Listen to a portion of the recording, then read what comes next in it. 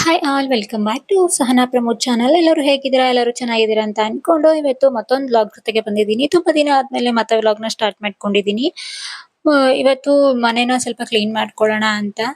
Just clean ಅಂತ ಅಂದ್ರೆ ಗ್ರಾಸರಿನೆಲ್ಲ refilling ಮಾಡ್ಕೋಬೇಕಾಗಿತ್ತು. ಹಾಗಾಗಿ ಎಲ್ಲಾನು ತೊಳೆದಿಟ್ಕೊಂಡು ರೀಫಿಲ್ ಮಾಡ್ಕೊಂಡ್ಬಿಡೋಣ ಅನ್ಕೊಂಡು ಮೊದಲಿಗೆ ಒಂದು ಕಪ್ ಟೀನ ಕುಡ್ಕೊಂಡು ಅದಾದ್ಮೇಲೆ ಬಾಕ್ಸಸ್‌ಗಳನ್ನ ಎಲ್ಲ ತೊಳೆದ್ಬಿಟ್ಟು ನೀಟಾಗಿ ಒರೆಸಿಟ್ಕೊಂಡು ಆಮೇಲೆ ಗ್ರಾಸರಿನ ರೀಫಿಲ್ ಮಾಡ್ಕೊಳ್ಳೋಣ ಅನ್ಕೊಂಡು ತೊಳ್ಕೊಂತಾ ಇದ್ದೀನಿ ಈಗ.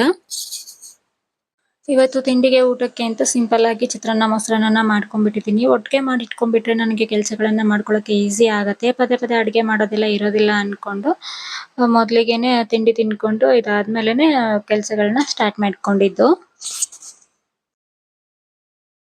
ಅದ್ವಿಕ್‌ನ ನೋಡ್ಕೊಳ್ಳೋಕೆ ಅಂತ ಅವ್ರ ಮಾವ ಬಂದಿದ್ದಾನೆ. ಯಾಕೆ ಅಂತಂದ್ರೆ ಕೂಸಣ್ಣನ ನೋಡ್ಬೇಕು ಅಂತ ಅನ್ನಿಸ್ತು ಅಂತೆ. ಹಾಗಾಗಿ ಇದ್ದಕ್ಕಿದ್ದಂಗೆ ಹೊರಟು ಬಂದಿದ್ದಾನೆ. ಅವಂದು ತಿಂಡಿ ಕೂಡ ಆಯ್ತು. ಹಾಗೆ ಅಜ್ಜಿಗೂ ಕೂಡ ತಿಂಡಿ ಮುಗಿಸ್ಕೊಂಡು ನಾನು ಕೆಲಸ ಮಾಡ್ಕೊಳ್ಳೋಕೆ ಬಂದಿದ್ದು.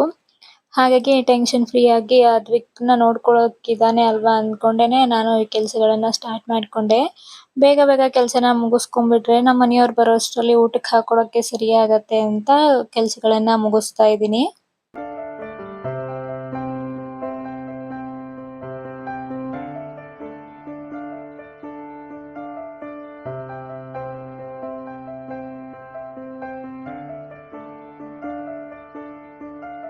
ಮೂರು ಜನ ಇರೋದ್ರಿಂದ ನಮ್ಮ 3 ಜನಕ್ಕೆ ಎಷ್ಟು ಬೇಕೋ ಅಷ್ಟನ್ನೇ ನಾನು ಗ್ರಾಸರಿನ ತರಿಸ್ಕೊಂಡು ಫಿಲ್ ಮಾಡ್ಕೊಳ್ತೀನಿ.